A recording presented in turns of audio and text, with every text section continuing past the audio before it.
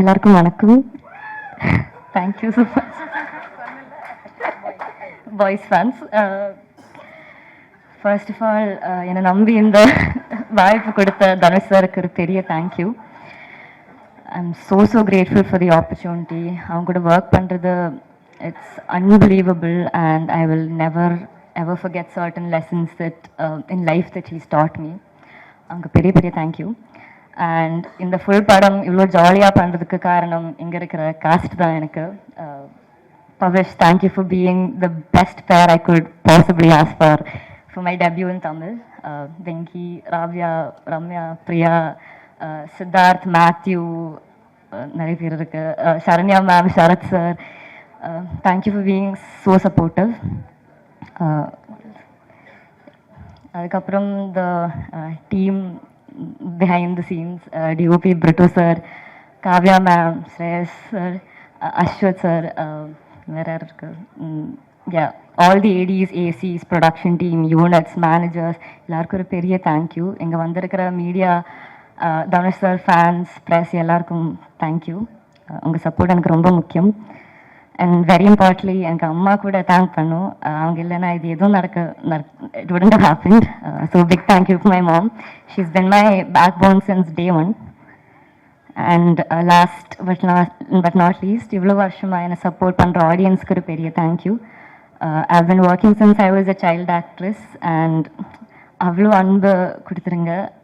And I'm doing my first film lead. So the same love I hope you will give me as well.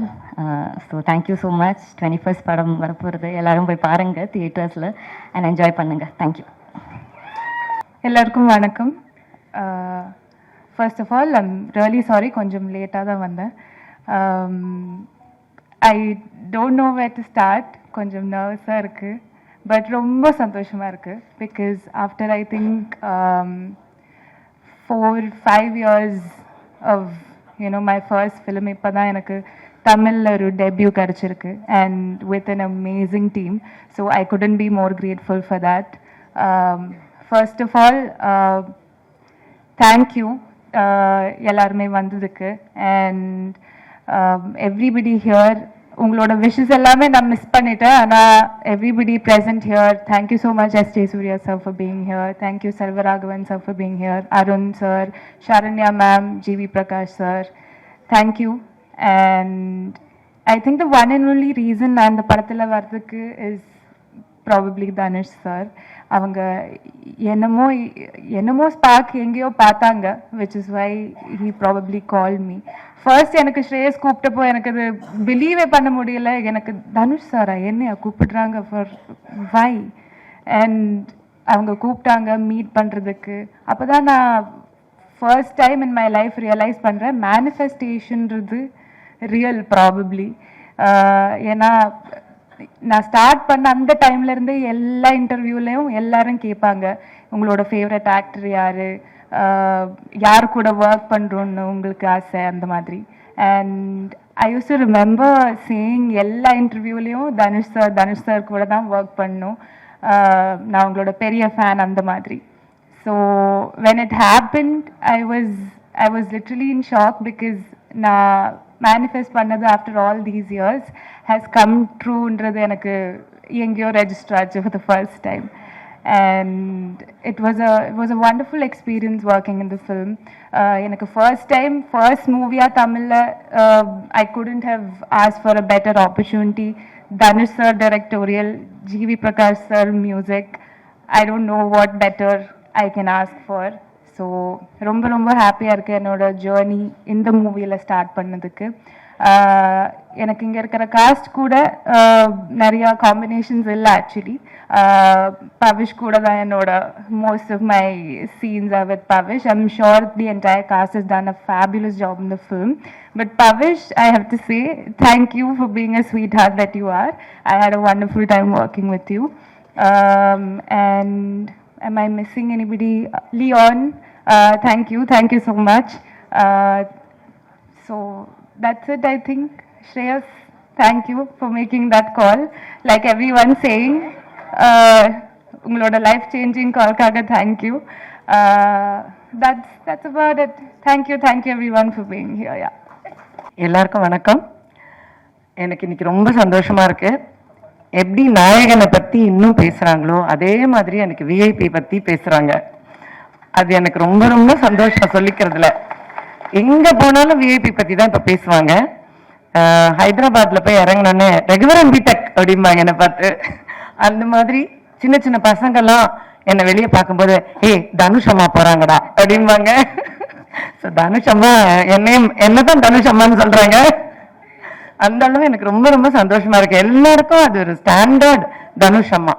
அப்புறம் இப்ப வேற எங்கேயா செட்ஸ்ல போகும்போது ஏதோ தனுஷை பத்தி என்கிட்ட கேட்கறது எப்படி இருக்கும்னா, நிஜமாவே இப்ப என் மகனா இருந்தா அவர் என்ன சாப்பிடுவாரு, அவர் எப்படி தூங்குவாரு, இப்படிலாம் கேட்பாங்கல்ல, இந்த மாதிரி என்கிட்ட கேட்பாங்க. அது எனக்கு ரொம்ப ஆச்சரியமா இருக்கும். அந்த அளவுக்கு சினிமா ஒரு குடும்பமா என்னை கனெக்ட் பண்ணிருக்கு தனுஷோட. ரொம்ப கனெக்ட் பண்ணிருக்கு. நிஜமாவே என்னுடைய ஒரு மகன் அப்படின்னு. இந்த செட்ல இப்ப பவிஷ் தான் எனக்கு மகன். ஸோ செட்ல பவிஷோட நடிக்கும் போது தனுஷ் கிட்ட அந்த ஒரு பொறாமையை நான் பார்த்தேன். ரொம்ப தமாஷா இருந்தது. மடியில பவிஷ படுக்க சொன்னதே தனுஷ் தான். படுறா அப்படின்னா படுத்தோன்ன டேய் நான் படுக்க வேண்டிய இடம், சரி சரி படு அப்படின்னால. ஸோ அந்த மாதிரி அதெல்லாம் எனக்கு ரொம்ப சந்தோஷமா இருந்தது. எல்லா மொமெண்ட்லயும் அவருக்கு என்னம்மா நான் உனக்கு கொடுத்துருக்கேன், சரி போன போறது கொஞ்ச நாள் அந்த சந்தோஷத்தை நீ அனுபவிச்சுக்கோ, அந்த மாதிரியே இருந்தது. ஸோ எனக்கு இந்த படத்துல நடிக்கும் போதும் எப்பவுமே தனுஷோட ஒர்க் பண்ணும் போதும் எனக்கு அந்த அம்மா ஃபீல் ரொம்பவே கொடுத்து என்னை அம்மாவா கொண்டாடுற ஒரு ஆள் தான் தனுஷ்.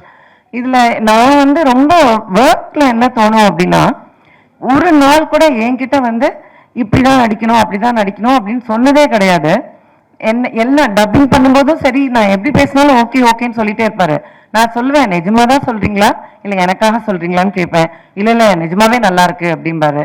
ஸோ அதுவும் எனக்கு ரொம்ப பெருமையா இருக்கும். இன்னொன்னு எல்லாரும் அவரை பத்தி பேசும்போது மல்டி டாஸ்கிங் பண்றதை பத்தி பேசுறாங்க இல்லையா, நான் நோட்டீஸ் பண்ணது என்னன்னா அவர்கிட்ட ஒரு பெரிய டிசிப்ளின் இருக்கு. அதாவது இந்த காலத்துல அது எத்தனை பேருக்கு இருக்கு அப்படின்னு எனக்கு தெரியல. பயங்கர டிசிப்ளின் இருக்கு. இத்தனை மணினா அத்தனை மணிதான், அந்த மணிக்கு கரெக்டா வரணும், இத்தனை மணிக்குள்ள இதை முடிக்கணும்னா அத்தனை மணிக்குள்ள முடிக்கணும், ஒரு ஆர்டிஸ்ட் இத்தனை மணிக்கு அனுப்பணும்னா அத்தனை மணிக்கு அனுப்பணும். இதெல்லாம் எல்லாரும் நினைக்கிறது இல்ல. ஆனா அது தனுஷ் நினைக்கிறாரு. ஒரு லொகேஷனுக்கு ஒருத்தர்கிட்ட நான் உங்களுக்கு 3 hours கொடுங்க அப்படின்னு கேட்கிறாருன்னா கண்டிப்பா 3 hours அனுப்புறாரு. இது ரொம்ப ரொம்ப ஆச்சரியம். அந்த மாதிரி அந்த ஒர்க் பேட்டர்ன் பிளான் பண்றது, எப்படி வேலை செய்யறது. ஒரு டப்பிங்கெல்லாம் தனுஷ் வரணும்னு அவசியமே இல்லை. ஆக்சுவலி நிறைய டைரக்டர்ஸ் வர்றதே இல்லை டப்பிங்க்கு. ஆனா இது வரைக்கும் அந்த டப்பிங்க்கு கூட வருவார். சின்ன ஆர்டிஸ்ட் பேசுறத கூட அவர் நின்று பார்த்து எப்படி பேசுறதுன்னு கரெக்ட் பண்ணுவார். அதுதான் அந்த டெடிகேஷன். ஸோ அந்த மாதிரி ரொம்ப டெடிகேட்டடா ரொம்ப ஹார்ட் ஒர்க் பண்றதுனாலதான் ஜெயிக்கிறாரே தவிர, நிறைய பேருக்கு அவர் ஜெயிக்கிறத நினைக்கும் போது அவருக்கு என்னன்ற ஒரு என்கிட்டே கேட்டிருக்காங்க அவருக்கு என்ன மேம், ஆனா அவருக்கு ரொம்ப கஷ்டப்படுறாரு. அதான் உண்மை. ரொம்ப கஷ்டப்படுறனாலதான் இப்படி ஜெயிக்கிறாரு அப்படிங்கிறத நான் கண் கூட பார்த்திருக்கேன். ரொம்ப கடினமான உழைப்பு, ரொம்ப சின்சியர், ரொம்ப ஹார்ட் ஒர்க். ஸோ அதனால எனக்கு என்னை பொறுத்த மட்டும் அவருக்கு நிறைய நல்ல ஆயுசு, ஆரோக்கியம், நிறைய மன நிம்மதி, சந்தோஷம் இது ஆண்டவன் கொடுக்கணும் அப்படிங்கிறது மட்டும்தான் என்னுடைய பிரார்த்தனை. மற்றதெல்லாம் அவர் வேலை செய்யறதுல அவருக்கு தானா கிடைச்சிரும். இந்த படத்துல நான் பவிஷை பத்தி முதல்ல சொல்லணும். பவிஷ் ரொம்ப கஷ்டப்பட்டு வேலை பார்த்திருக்காரு. இதே மாதிரி அதாவது தனுஷ் நடிக்க சொல்லி கொடுத்து ஒருத்தர் நடிக்கிறதுனா பாருங்க அது எவ்வளவு கஷ்டம். அந்த தனுஷ் அது பவிஷ் பண்ணிருக்காப்ல இதுல. அதாவது ஒவ்வொரு சீனுமே சொல்லி கொடுக்கும் போது அவ்வளவு போராடி கஷ்டப்பட்டு பண்ணியிருக்காரு பவிஷ் இதுல. அண்ட் அதுக்கான வெற்றி கடவுள் அவருக்கு கண்டிப்பா கொடுக்கணும். ஏன்னா அதை நான் கண் கூட பார்ப்பேன். பார்க்கும்போது அங்க நான் சொல்லுவேன், நிறைய தடவை எங்களுக்குள்ள சண்டையெல்லாம் வரும். அப்ப தனுஷ் திட்டுவாரு பவிஷ. நான் தான் சப்போர்ட்டுக்கு நிப்பேன். அந்த டிப்பிக்கல் மாம் ரோல் தான் எங்க, நீங்க பேசாதீங்க அப்படின்னு என்ன பிடிச்சி தள்ளி வச்சிருவாரு. நான் பவிஷ் கூட போய் நின்று பவிஷ் கிட்டே பேசிட்டு இருப்பேன். நீங்க என்ன அவன்கிட்ட பேசிட்டு இருக்கீங்க, என்கிட்ட பேசுங்க. இப்படி நிறைய லொகேஷன்ல நடக்கும். ஸோ பவிஷ் ரொம்ப பாடுபட்டிருக்காரு, ரொம்ப ஹார்ட் ஒர்க் பண்ணிருக்காரு, கடினமா உழைச்சிருக்காரு அந்த படத்துக்கு. ஸோ அதுக்கான வெற்றி அவருக்கு கண்டிப்பா கிடைக்கும். I wish you all the best for that. அப்புறம் இந்த சின்ன சின்ன பிள்ளைங்க எல்லாருக்கும் என்னுடைய வாழ்த்துக்கள். எனக்கு இவங்களை பார்க்கும்போது ரொம்ப சந்தோஷமா இருக்கு. ஒவ்வொருத்தருக்கும் கடவுள் நல்ல ஒரு என்ட்ரி கொடுத்துருக்காரு. உண்மையில இந்த மாதிரி ஒரு சூர்யா சொன்னதுதான் உண்மை. இந்த மாதிரி கேபி சார் படத்துலலாம் ஒரு நிறைய அப்பெல்லாம் ஜெயசுதா, ஜெயபிரதா, ஸ்ரீபிரியா எல்லாருமே ஃபர்ஸ்ட் படமா வருவாங்க. அந்த மாதிரி இவங்க எல்லாம் உட்காந்துருக்காங்க. எனக்கு அதுதான் ஞாபகம் வருது.